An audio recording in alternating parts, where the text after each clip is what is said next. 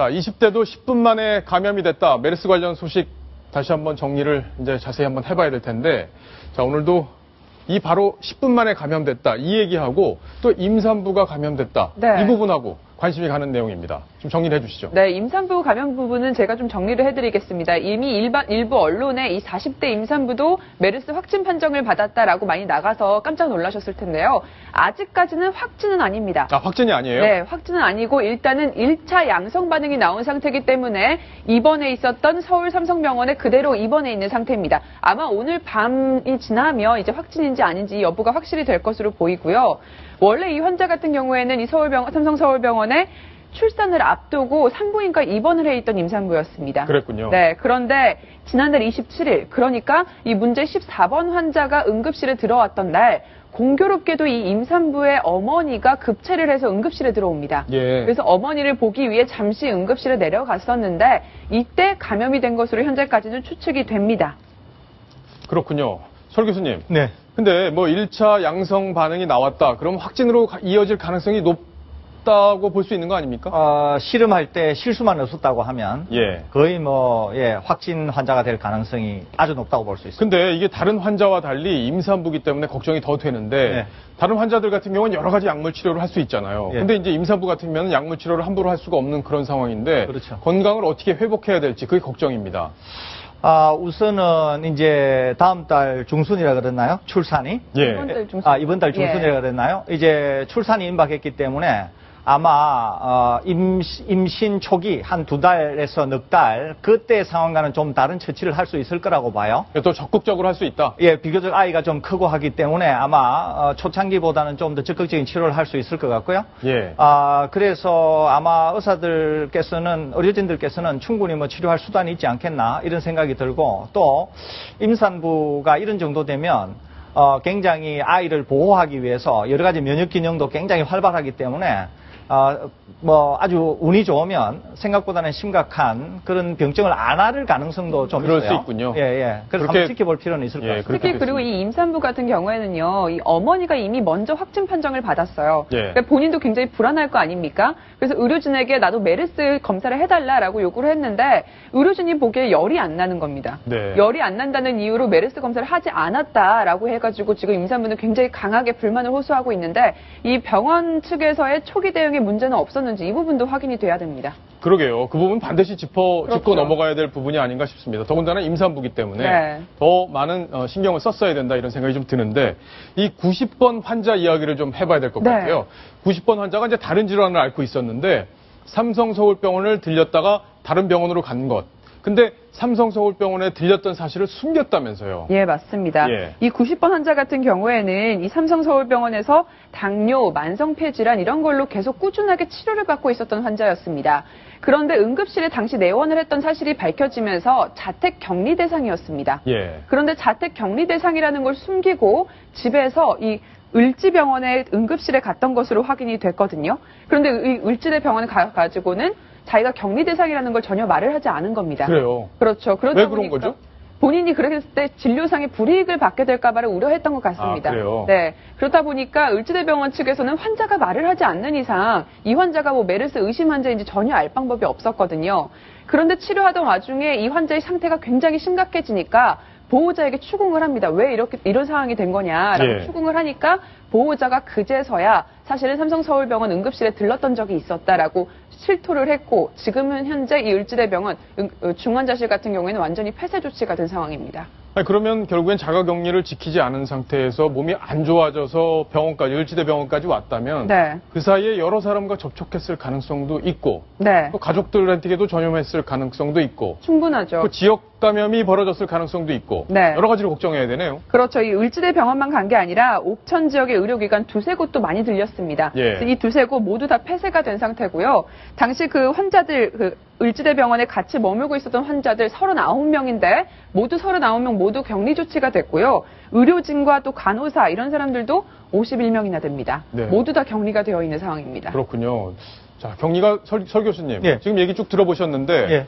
지금 이 상태에서 격리를 한 것이 더 확산되는 데 대한 어떤 걱정 이런 게 많이 들거든요. 격리가 좀 뒤늦은 건 아닌지 이런 걱정도 드는데 어떻게 보십니까? 그것도 있지만 이제 이런 게 있는 거죠. 기본적으로 내가 만성 질환을 갖고 있는데 의심 환자나 확진 환자를 접촉함으로 해서 집에서 격리된 상태로 나오지는 못하고 그래서 자기 만성 질환을 치료받지 못하는, 그러니까 자기 만성 질환이 악화됨으로 해서 이제 위험에 빠질 수도 있고 또 사회적으로는 혹시 전염을 시킬까 봐서 또 걱정이 되는 이런 그렇죠. 상황이 이제 동시에 생기게 된 맞습니다. 것이죠. 이런 만일의 상황이 생기게 되면 그런 만성 질환을 갖고 계신 분들은 마스크를 꼭 하시고 웬만하면은 의료진들을 집으로 오게 하셔가지고. 집으로 오게? 그렇죠. 그러니까 예. 이제 지금 우리나라에 의심 환자나 확진 환자가 워낙 많아서 병원들이 그런 서비스를 해줄 수 있을지, 당국이 그런 서비스를 해줄 수 있을지는 모르지만 그럼에도 불구하고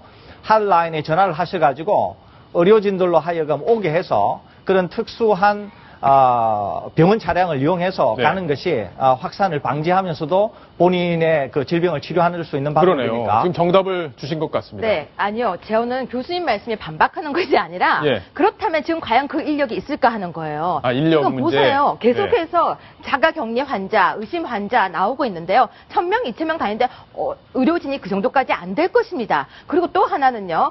지금 계속해서 폐쇄, 응급실 폐쇄라고 나오고 있는데 그러면 다른 진짜 중대한 응급 환자들은 어디로 가야 되죠? 저는 이게 무조건 응급실 폐쇄만이 능사가 절대 아니라고 생각합니다. 근데 병원을 가기만 하면은 응급실 폐쇄를 하고 있죠. 사고 환자들도 많습니다. 정말 메르스 말고 다른 환자들도 많은데 응급실 폐쇄가 능사가 아닌데요. 우리는 지금 응급실을 활용을 잘못하고 있다는 예. 거죠. 응급실은요, 들어갈 때 열이 나는 환자와 일반 외상 환자를 구분해야 되는데 우리 현재 진행이 모든 병원이 그게 안 되고 있어요. 예. 그래서 제가 꼭 드리고 싶은 말씀이 이제 소위 말해서 전문병원, 그러니까 이 확진 환자를 치료할 수 있는 그런 음압병상이 갖추어져 있는 전문병원이 이제 쭉 있지 않습니까? 네. 전국적으로 있을 때 그런 시설을 이용하려고 하는데 여러 가지 뭐 지역 주민들의 반발이라든지 이런 것들 때문에 잘 이게 가동이 안 되고 있지 않습니까? 그렇죠. 그러니까 모두가 협조하는 마음으로 이런 것들이 적극적으로 가동이 되어야 지금 말씀드리는 이런 것들을 좀 해결을 할 수 있거든요. 네. 그러지 않으면 지금 우리가 보는 이런 사례들이 계속 생길 거고 환자나 이런 상황이 더 많이 발생하게 되면 이제는 전혀 뭐 어떻게 할 수 없는 상황에까지 몰릴 수가 있으니까 예. 국민들께서 좀 협조하는 그런 마음을 가지셔야 되지 않을까 생각이 듭니다. 지금 어느 때보다 국민들의 협조가 제일 필요한 바로 그런 시점이 아닐까 싶은데, 자, 윤정희 기자하고 일단 오늘 발병 확진 판정을 받은 사람들 추가로 어디에 발생했는지, 어떤 사람이 문제가 된 건지 한번 짚어보도록 하겠습니다. 네, 원래 이제 숙주병원으로, 이른바 숙주병원으로 알려졌던 게 이제 평택 성모병원과 삼성서울병원이죠. 예. 그런데 그 외에도 다른 대형 병원들에서도 감염자가 대거 나타났습니다. 우선 한림대 동탄성심병원, 그리고 아산 서울의원에서도 나타났고요. 여기가 경유병원이었잖아요, 사실 그렇죠. 그동안. 예. 경유병원으로만 분류가 됐었는데 이제는 감염이 되기도 했습니다. 그리고 뿐만 아니라 여의도 성모병원에서도 감염자가 발생을 했는데요. 지금 현재 문제가 되고 있는 이 감염원, 바로 이 한림대 동탄성심병원에 있었던 93번 환자입니다. 93번이요? 네. 이분이 왜 논란이 되는 거죠? 이 93번 환자 같은 경우에는요, 이 15번 환자와 함께 성심병원에 같은 병실에 있었던 간병인입니다. 간병인이요? 네, 간병인이고 지금 현재까지 중국 동포 출신의 64살 여성으로 알려져 있는데요. 이 여성 같은 경우에는 15번 환자가 확진 판정을 받으니까 자연스럽게 이제 격리 대상이 됐겠죠. 예. 하지만 이 격리 대상이 되자 겁이 났던 모양입니다. 그래요? 네, 나는 바로 집에 가겠다라고 하면서 앰뷸런스를 불러주겠다라는 그 병원의 요구도 다 무시를 하고 지하철을 이용해서 금천구의 집으로 이동을 합니다. 아이고, 예. 집으로 이동을 했고 또 마을버스까지 타고서 이제 자택으로 갔는데요. 현재 그 여성 일주일 동안 자택 격리도 하지 않은 상태로 일주일 동안 마을버스를 이용해서 인근 병원을 또 다닌 것으로 확인이 된 상태입니다. 큰일났네요, 그러면. 그렇죠. 그렇기 예. 때문에 일단 금천구에서는 해당 마을버스 19대를 모두 다 오늘 새벽에 소독을 했고요. 네. 그 여성이 들렀던 뭐 병원이라든지 아니면 음식점들 전부 다 지금은 휴업 상태로 들어갔습니다. 예.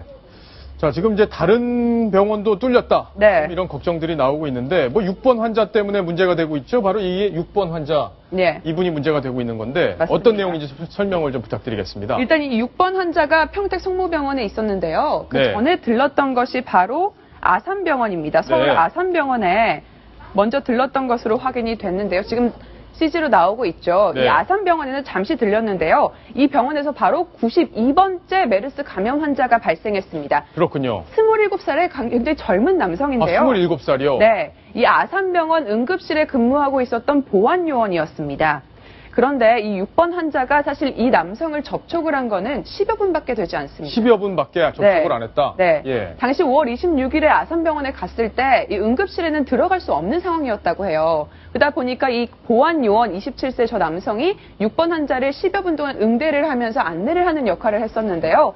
바로 이 10여 분 동안에 메르스 감염이 된 것으로 지금까지는 확인이 되고 있습니다. 네. 자, 그러면 설 교수님께 잠깐 질문을 드려야 될 텐데, 지금 보면은 저거는 병원 안으로 안내하는 그런 장면인데, 저것도 병원 감염이라고 봐야 되는 건지 아니면 지역 감염이라고 봐야 되는지, 그리고 불과 10여 분 동안만 안내를 했는데 저기서 뭐 어떤 신체적 접촉이 있었는지 그건 뭐 저희가 정확히 알 수는 없지만 조금 걱정이 되는 부분이 있긴 하네요.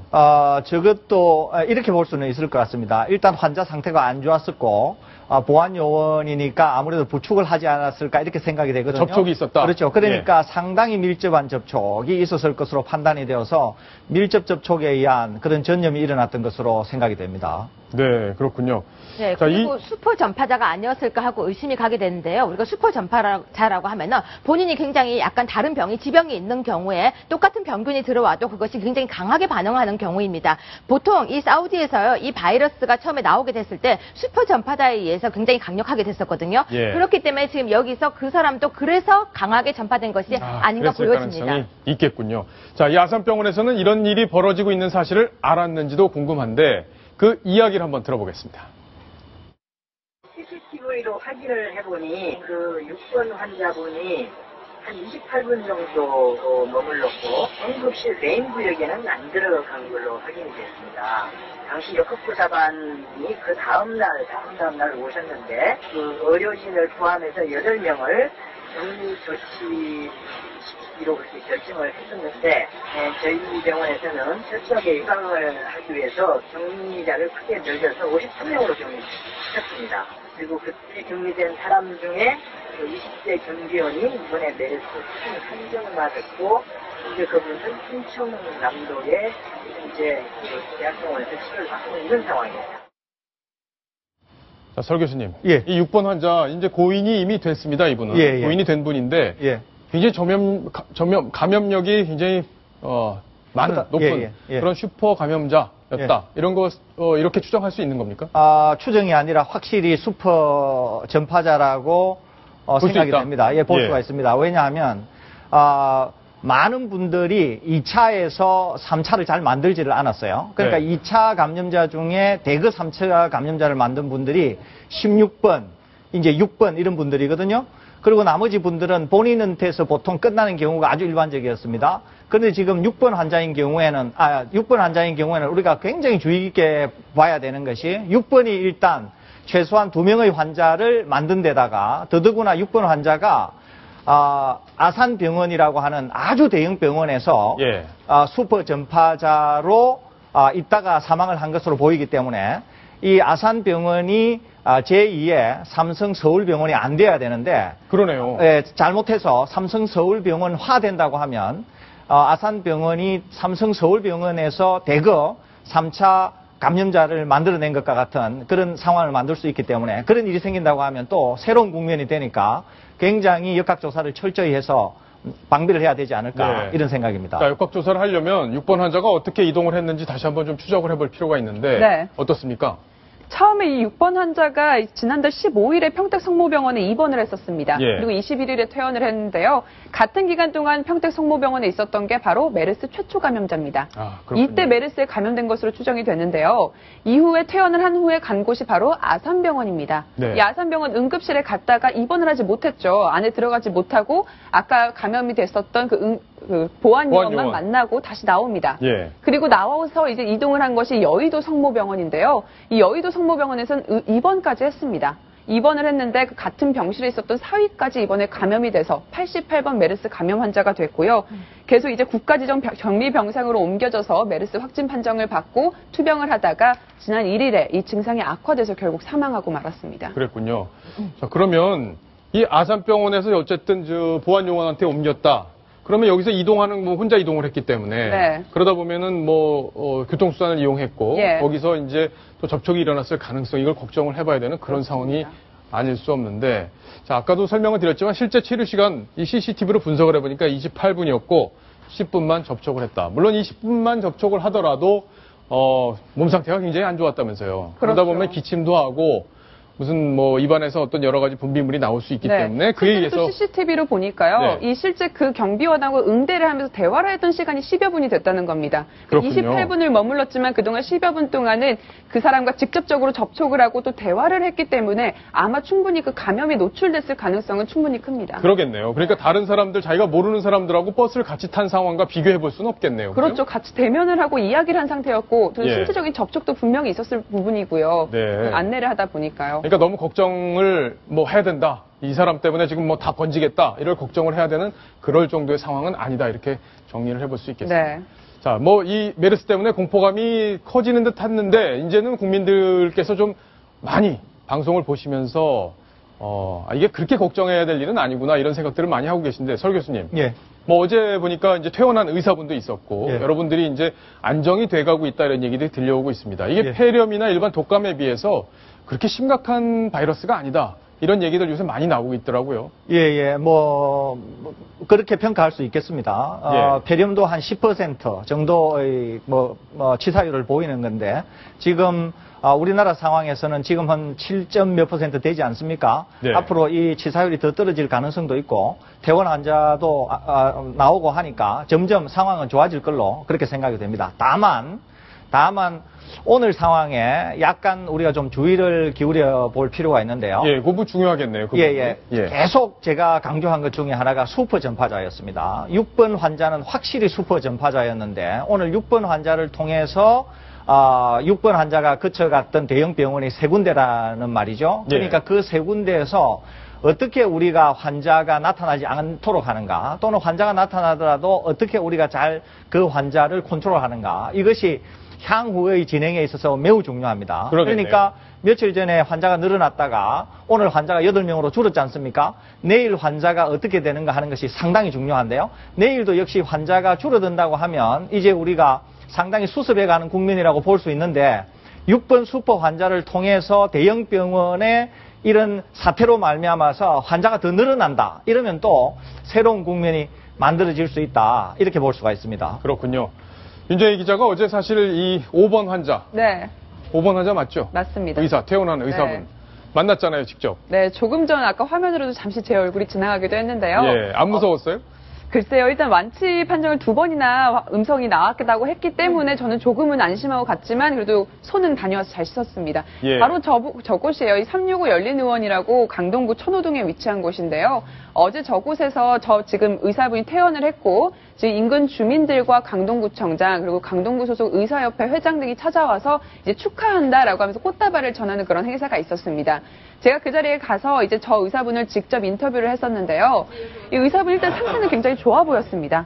그래요? 컨디션 굉장히 좋다고 본인도 이야기를 했고 일단 처음에 갔을 때 보통 독감을 알아봤대요, 자기도. 예. 독감을 알아봤을 때 이 고통 정도가 한 7 정도 된다고 치면 네. 메르스는 사실 한 3에서 4 정도밖에 되지 않았다. 아, 그래요? 네, 그 네. 이유에 대해서 굉장히 자기는 일찍 증상이 나타나자마자 병원을 찾아갔기 때문에 빠른 조치가 있었고 그 덕분에 좀 통증이 다른 환자들보다는 좀 심하지 않았던 것 같다라고 이야기를 했습니다.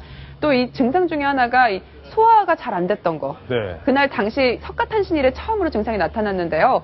아침만 해도 굉장히 속이 더부룩하고 소화가 안 되고 그리고 열도 한 37.5도 정도 아주 미열만 있었다고 합니다. 그래서 처음에 그냥 단순하게 소화불량이겠거니 했는데 저녁이 될수록 점점 더 설사가 심해지고 열이 38도 이상 오르고 예. 이래서 바로 이제 병원을 찾아가게 된 건데 병원에서 입원해 있는 동안에도 밥을 좀 제대로 먹지 못하는 게 조금 힘들었을 뿐이지 그렇게 커다란 다른 사람들이 이야기하는 것만큼의 고통은 자기는 없었다라고 이야기를 합니다. 그렇군요. 그러니까 웬만한 감기 정도를 알았다 이렇게 네. 좀 볼 수 있는 건데 설 교수님, 네. 윤정희 기자가 어쨌든 그 완치된 의사를 만나고 왔단 말이에요. 예. 좀 가까이서 인터뷰도 하고 왔어요. 예.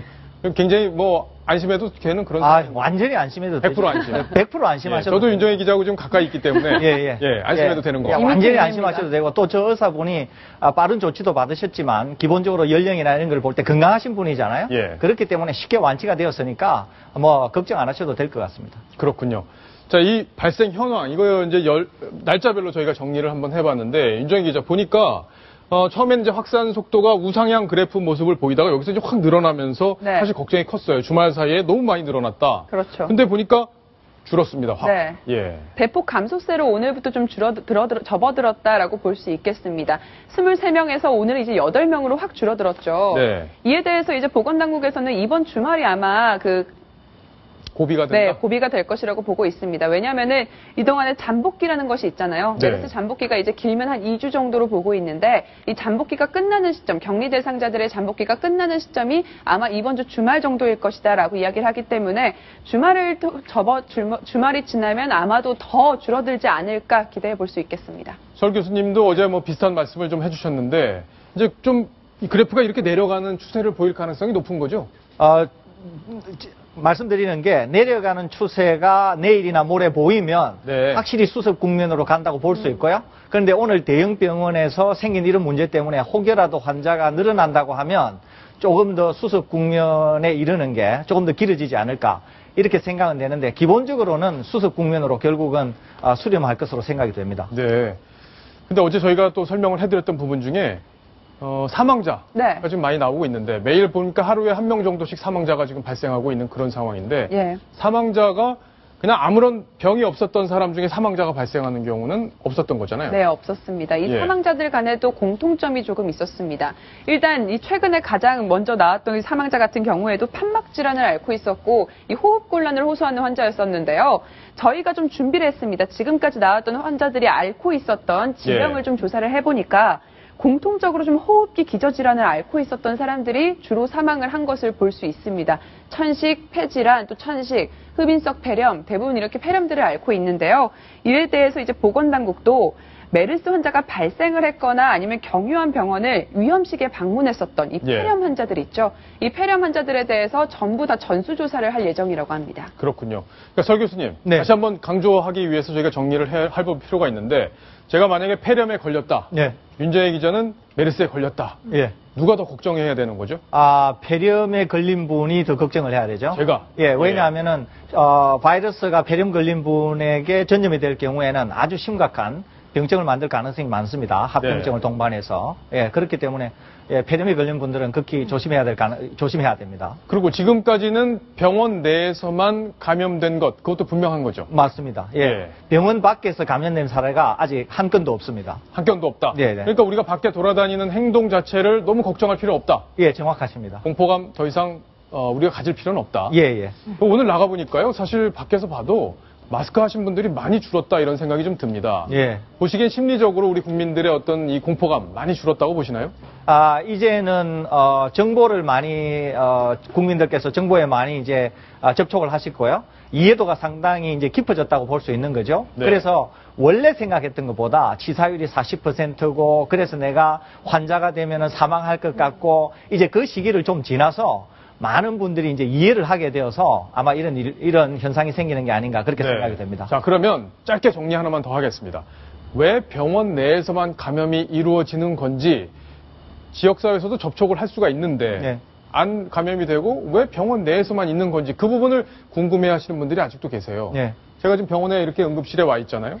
예, 와 있는데 왜 그런 건지 짧게 정리를 다시 한번 해주세요. 사실 그것은 명확하지는 않습니다. 예. 아마 이 사례는 굉장히 앞으로 면밀한 조사가 필요하리라고 보고 WHO 관계자들도 와서 아마 이 점을 깊이 연구하리라고 생각이 되는데 제가 추측컨대는 이건 그냥 제 추측입니다. 추측컨대는 병원에서는 우선 환자가 제법 오래 머물면서 밀접 접촉을 할 가능성이 굉장히 커지고요. 예. 우리가 6번 환자의 이동 경로를 봤을 때 그 버스에 있는 사람들이 감염이 될까 여부에 우리가 그렇죠. 좀 초점을 맞췄지 않습니까? 네, 맞습니다. 그런데 우리가 그때는 우리가 옆에 있는 사람들과 말도 안 하겠지만 공간도 좀 떨어져 있고 또 경우에 따라서는 에어컨 같은 게 돌아가니까 환기의 상태도 있을 거고 그렇죠. 그렇다 보니까 병원과는 좀 다른 상황이고 또 병원에 들어갈 때는 기본적으로 상태가 안 좋다 보니까 가래라든지 분비물이라든지 이런 게 되게 많이 나오니까 그럴 수 있겠네요. 훨씬 더 병원 상태가 좀 더 바깥 상태보다도 안 좋았다 예. 이렇게 좀 평가가 되어서 그것이 아마 원인이지 않을까 이렇게 저는 개인적으로 추측하고 있습니다. 네, 그렇군요.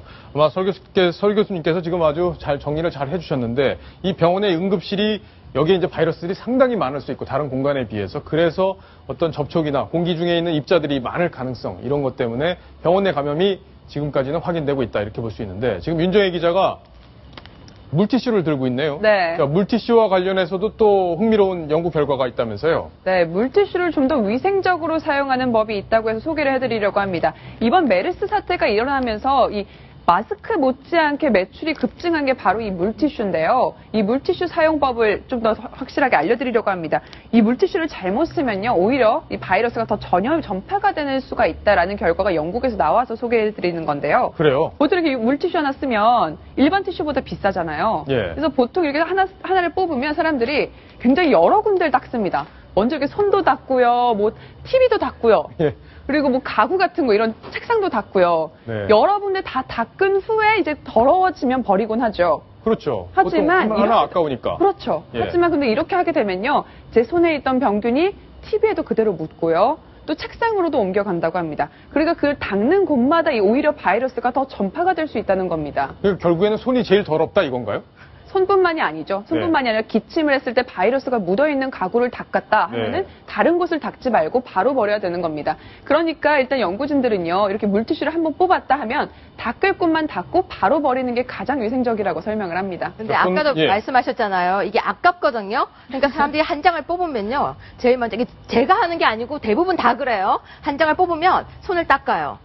그 다음에는 손을 닦은 뒤에 얼굴을 닦습니다. 네. 그러니까 얼굴 다는 또 안 닦아요, 여자들은. 대부분 이 주위를 닦죠. 그 다음에 목도 닦아요. 그 다음에 책상을 닦아요. 그리고 다 닦은 뒤에 약간 마르면 마지막에 또 코도 풀어요. 그러니까 이게 정말 이 물티슈를 깨끗하게 써야 되는데도 불구하고 깨끗하게 쓰는 것이 아니라 아껴 쓴다는 이유로 더 예. 지저분하게 우리가 많이 쓰고 있다는 그러네요. 것이죠. 물티슈를 활용하는 방법 윤정희 기자가 잘 설명을 했는데 그 방법대로만 한 가지만 닦고 그거 닦고 버리십시오. 그거 안 버리시면 여러 가지 감염 가능성이 높아진다 이건데 자 윤정희 기자, 네. 우리가 이제 휴가철이 다가오고 있습니다. 네. 휴가철이 다가오면 뭘 타야 되죠 우리가? 비행기를 타죠, 보통. 다 비행기를 타는 건 아니지만 윤정희 기자 비행기를 타고 타는 싶어서요. 모양입니다. 예. 근데 비행기 안에서 네. 우리가 밀폐된 공간에 많이 있는데 여기서 감염되지 않을까 걱정하시는 분들 많은데 실제 어떤지 감염 가능성 분석을 좀 해주시죠. 실제로 이 10번 환자가 메르스 감염 의심이 되는데도 비행기를 타고 홍콩을 갔다가 문제가 그랬잖아요. 됐었죠. 그런데 그때 같이 탔었던 승객들, 승무원들 중에 아직까지 확진 환자 아무도 나오지 않았습니다. 예. 바로 비결이 있었는데요. 이 항공기 기내 공기순환 시스템에 그 비밀이 있었습니다. 그래요? 네. 네. 일단 우선 항공기가 운항을 하는 그 높은 상공에서는요, 공기 온도 자체가 섭씨 영하 50도로 매우 또 차갑고 건조한 무균 상태의 공기입니다. 그런데 그런 공기가 이제 엔진을 통해 기내로 들어옵니다. 네. 그 과정에서 일단 200도 이상으로 굉장히 가열이 되면서 멸균이 된다고 그렇군요. 하고요. 네, 멸균이 된 상태에서 이제 오존 정화 장치와 이 헤파 필터라는 걸 거칩니다. 네. 그런데 이 헤파 필터가요, 이 공기 중에 있는 바이러스까지 모두 다 이렇게 걸러낼 수 있는 필터라고 합니다. 그러니까 굉장히 깨끗하게 정화된 공기가 기내 안으로 들어오는 거죠. 네. 특히나 이 기내 위를 통해서 아래로 빠져나갔기 때문에 승객들의 머리 위에서 발 밑으로, 그래서 예. 옆으로 이제 전파되지 않을 가능성이 높다고 네. 합니다. 지금 윤정희 기자가 아주 자세히 설명을 드렸는데 결과적으로 이 공기 환기 시스템이 비행기 내에 잘 돼 있기 때문에 네. 비행기에서는 감염 확률이 상대적으로 좀 낮다. 네. 이렇게 볼 수 있겠고요. 황스택 기자. 네. 지금 뭐 오늘 여러 군데 다녀왔잖아요. 네. 근데 뭐 많이 변화된 모습, 메르스 때문에 변화된 모습 직접 눈으로 확인하셨다고요. 네, 그렇습니다. 메르스 하면은 일단 기본적으로 뭐 다영업자들이 힘들고 백화점에 안 가고 그러지만 않는데 제가 이제 뭐 전공은 경제부기 때문에 경제 파트 쪽에도 가봤는데 오늘 깜짝 놀랐습니다. 첫 번째 이제 그림을 보면서 설명을 해드리면 더 이해가 빠르실 것 같은데요. 예. 제가 증권사를 가봤습니다. 증권사 같은 경우에는 증권사 객장 그 표시판이 있거든요. 네. 근데 그게 다 꺼져 있습니다. 그래요? 왜 그러냐면 예. 지금 증권사 객장에 나오는 건 주로 노인분들이 많이 나오시거든요. 근데 네. 노인분들이 좀 그 메르스에 취약합니다. 그렇기 때문에 증권사에서 지금 전광판을 이렇게 꺼놨고요. 또 하나는 요즘에 가장 뜨겁게 관심을 받고 있는 게 부동산입니다. 네. 그리고 예금보험공사라는 곳에서 지금 무려 5,600억에 달하는 되게 금싸라기 땅을 경매를 했는데 한 투자자들이 200명 보고 싶다 이렇게 왔는데 예금보험공사의 그 행사를 온라인으로 바꿔버렸습니다. 그랬군요. 예, 왜냐하면 사람들이 불특정 다수가 모이게 되면 메르스에 대한 공포가 크기 때문에 지금 이렇게 자그마한 것에서부터 지금 메르스가 우리 생활을 많이 바꾸는 부분들이 있습니다. 예. 근데 뭐 아까 설대우 교수께서도 여러 번 강조를 해주셨는데 일상생활에서 감염될 확률 그렇게 많지 않다고 하니까요. 걱정되시는 분들은 마스크 쓰시고 정상 생활 하셔야 됩니다. 그렇게 안 하시면 우리 경제가 다 큰 문제가 되기 때문에 굉장히 신음하시는 분들이 벌써 많이 생겨나고 있기 때문에 우리가 그 부분도 한번 깊이 고민을 해봐야 되겠습니다.